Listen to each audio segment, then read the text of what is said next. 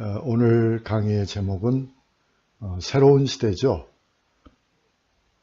다시 말하면 이제 근대가 서양의 근대가 시작된다. 그런 시기가 되었다 하는 이야기를 오늘 하려고 합니다. 그리고 이제 오늘 강의의 맨 마지막에 가면 과제를 안내하거든요. 과제를 안내하는데 그 내용을 잘 들어두셨다가 정해진 날짜까지 6월 20일까지로 제가 이야기를 하겠습니다만 그때까지 온라인 강좌 거기에 과제란에 올려주시기를 부탁드립니다. 이 장은 구성이 좀 복잡한데요.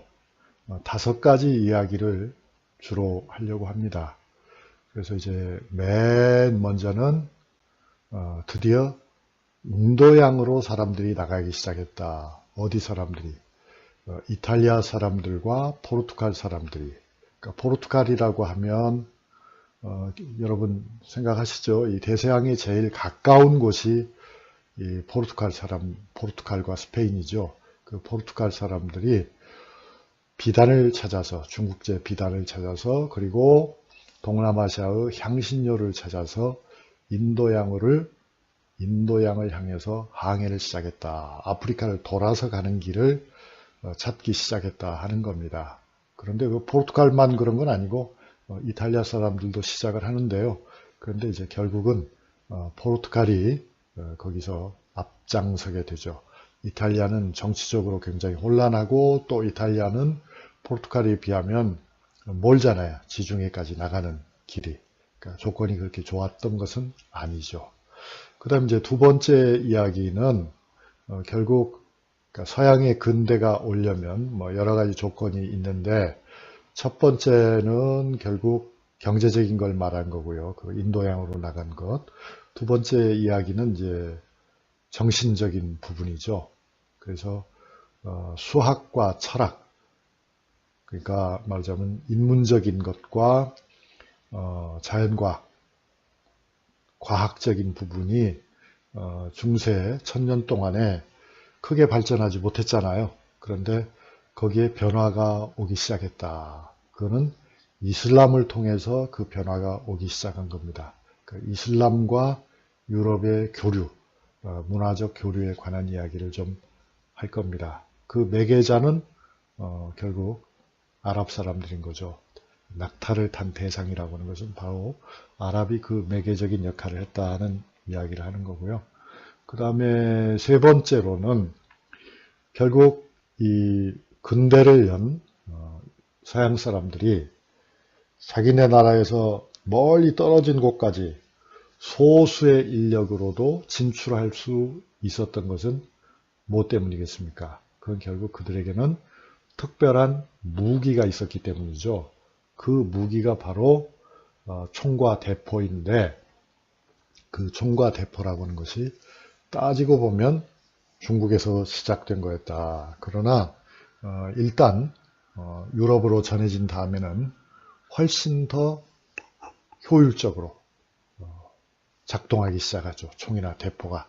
그래서 중국 사람들은 총과 대포를 가지고도 세계를 지배한 건 아니잖아요. 못했잖아요.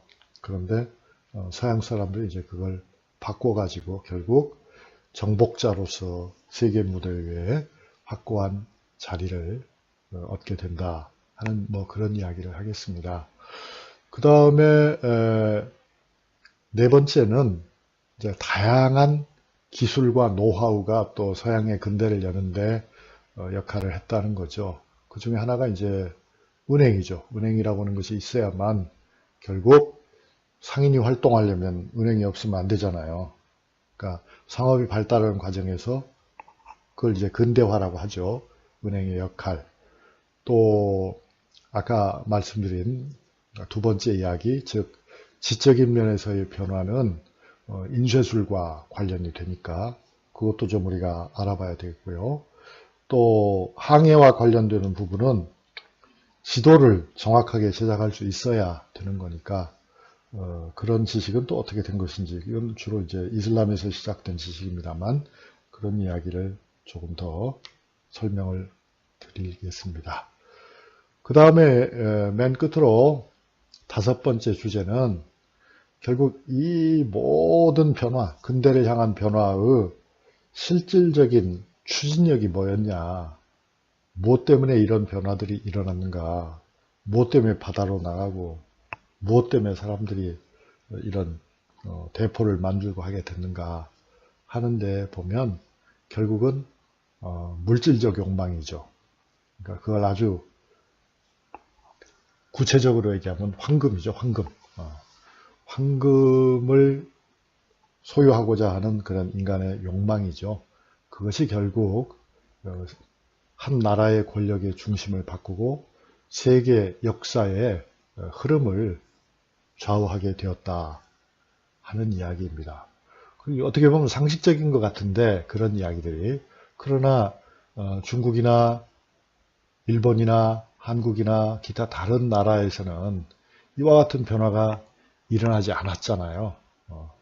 그건 우리가 그런 욕망이 없었다는 것이 아니고 모든 인간의 보편적인 욕망이지만 그것이 유독 그렇게 노골적으로 드러났던 것, 그것이 여러 가지 문화적 변화와 경제적 변화와 사회적 변화와 그런 다양한 형태의 융합적인 변화로 폭발한 것은 유럽이었다는 점이 좀 흥미롭다고 생각합니다. 자, 이제 보시겠습니다.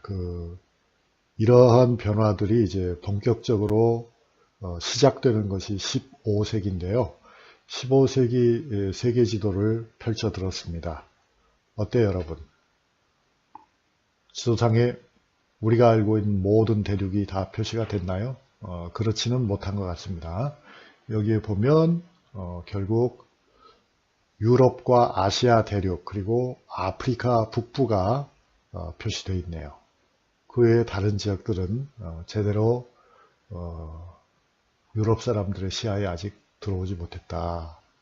이 지도는 그런 좀 그들의 지식의 범위와 한계를 잘 보여주는 것 같습니다. 그러니까 유럽과 아시아에 대해서, 그리고 북아프리카 지역에 대해서는 서아프리카 지역까지도 마찬가지죠. 상당한 지식을 유럽인들이 가지고 있었다.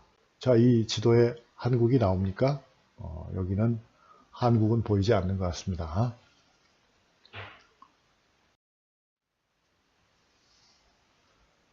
그런데요, 이때 보게 되면 매우 흥미롭게도 아프리카, 북아프리카와 서아프리카가 이제 유럽 역사에 간접적으로나마 크게 영향을 끼치게 된다는 것이 재밌습니다. 또 이슬람 지역 안에서도 북아프리카 지역은 이슬람이었잖아요. 나중에는 아프리카 전체가 다 이슬람이 됩니다만 그 가운데 우리가 지금까지 초등학교나 중학교나 고등학교 다닐 적에 전혀 들어보지 못한 한 나라가 역사 무대에 중앙에 떠오릅니다. 그게 바로 말리라고 하는 제국입니다. 말리, 지금도 여러분들 말리라는 말 듣죠? 말리 공화국은 지금으로 하면은 여러분들 초콜릿, 가나 초콜릿이라고 알죠? 그 가나가 속한 지역이 바로 옛날 말리의 일부입니다. 또 니제르라고 하는 아프리카 나라 이름을 아십니까? 그 니제르라고 하는 나라 또는 나이제르라고도 합니다만 그 니제르라고 하는 공화국도 과거 말리 제국의 일부인데요. 그러나 아마 여러분 잘 모르실 겁니다. 평상시에는 우리하고 큰 관계가 없어서 이야기하지 않으니까요. 그런데 이 말리 제국에 만사 무사라고 하는 왕 또는 황제가 있었는데 그가 사실은 이 시기에 14세기 초반에 전 세계에 가장 부유한 황제였다 하는 것. 저도 책을 읽으면서 깜짝 놀랐습니다. 이 황제가, 만사무사라고 하는 황제가 굉장한 부자였다는 것은 그가 이슬람 신자로서 이제 메카를 순례하는데 그때 그 일행이 얼마나 화려하고 그 일행의 규모가 그러니까 얼마나 크고 그들이 보인 행적이 무엇인가를 보면은 잘 알 수 있어요. 1324년에 이 서아프리카를 출발한 만사무사 왕은 6만 명의 부하를 거느리고 메카까지 갑니다. 그리고 이제 길잡이는 그 당시에 그는 그 이전에 한 번도 메카까지 여행을 한 적이 없었으니까 여행을 안내하는 사람들은 투아그레족이라고 해서 북아프리카에 살고 있으면서 그 사막지대에 살고 있으면서 사하라 사막 북쪽에 살고 있으면서 교역을 통해서 생계를 유지하는 그런 부족이죠. 투아그레족. 이 사람들이 인도를 해가지고 사하라 산막을 건너서 왈라타에 있는 소금 광산을 지나서 카이로까지 가고 카이로에서 다시 메카까지 가게 되는데요. 그때에 얼마나 많은 황금을 만사무사 왕이 와서 뿌렸는지 카이로의 금시장에 금의 시세가 폭락했다고 합니다. 많은 금이 한꺼번에 쏟아졌으니까요. 그래서 그 금시세가 금의 가격이 정상화되는데 무려 12년이 걸렸다. 얼마나 많은 금을 와서 뿌렸는가 하는 것을 알 수가 있죠. 그러니까 그 만사무사가 그렇게 많은 황금을 가지고 있다는 이야기가 결국 알려집니다. 어디까지 알려지겠습니까? 그게 유럽에까지 알려지는 거죠. 그래서 유럽 사람들이 말리에 있는 황금에 욕심을 내게 된다 하는 이야기입니다. 그런데 이 만사무사는 메카를 순례하면서 이슬람의 발전한 문화를 자기가 직접 봤잖아요.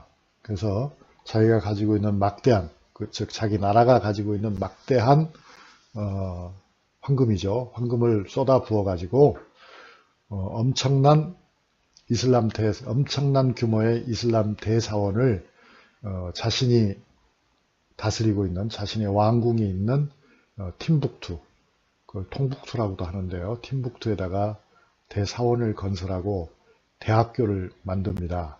그래서 팀북투는 아프리카 최고의 학문의 도시가 되죠. 그래서 전체 그 팀북투 인구의 4분의 1 정도는 아프리카 각지에서 온, 또 이슬람 각지에서 온 유학생들이었다. 그 정도로 만사무사의 나라가 문화적으로도 융성하게 되었다 하는 이야기입니다. 아프리카도 역사의 부대에서 굉장히 중요한 역할을 한 때가 있었다는 것, 참 흥미로운 일이라고